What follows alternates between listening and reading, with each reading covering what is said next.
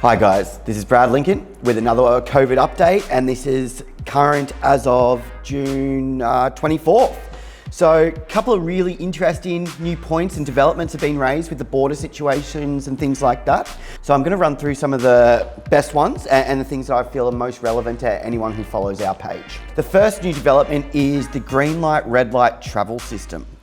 So basically, the Prime Minister's come out and said this is the way people are going to be able to enter the country, and it's going to be tested with international students, essentially, with New South Wales, Adelaide and all the states putting proposals together for having international students arrive.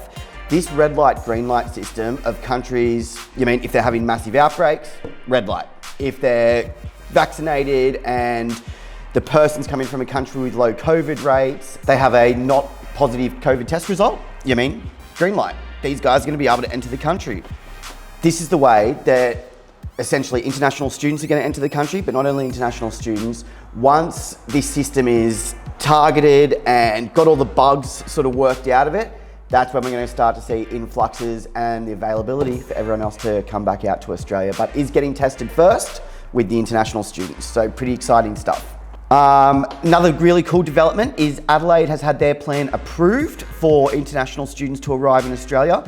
None of it hasn't happened yet because it's only sort of just happened. But basically they've got a dedicated quarantine facility set up at the airport. So essentially these students can come straight off the plane into the quarantine facility, and it's not like a hotel or anything like that. They're sort of like cabins.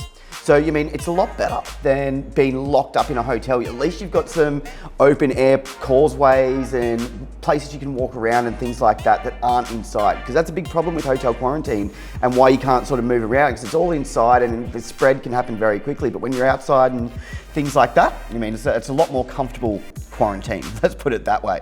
But yeah, some very exciting news. I'll keep you guys posted as much as I can on when the first batch of students is going to arrive, but I dare say this will be happening very, very soon. And the next really big one is the Singapore travel bubble. Prime Minister Scott Morrison went over for the G7 summit in the UK, and on the way over there stopped off at Singapore and had a meeting with the Singaporean Prime Minister. Now they have agreed on a travel bubble between our two countries, which is really exciting news, really great move in the right direction. Now they haven't put a time frame on this, but they were very clear in saying they want to get this out and get this happening as quickly as humanly possible. Now there's a few things that are going to be reliant on this travel bubble opening up. What they want to have is a vaccination passport. So something that both countries can utilize, like whether it's an app or something like some sort of card, something like that, that is recognised by both countries that the person has had their vaccinations. This will then allow them to travel freely between the two countries. Now, as I said last time, when I did hear the first rumour about this travel bubble, this could create a really cool corridor for international students from other countries. Because if Singapore, say, then opened a travel bubble with Japan or the UK, you could then enter Singapore, spend a certain amount of time there, whether it's 10, 12 days, and then maybe be able to enter Australia. So there are these movements happening that can really work well for anyone who's looking to get out here and study in Australia as quickly as possible. But guys, that's about the gist of it at the moment, with the main things that are going on. As you can see, some good movements in the right direction. We're getting there. We're nearly at the end of this dark road. But all we can do is wait and keep waiting for these good announcements to come out.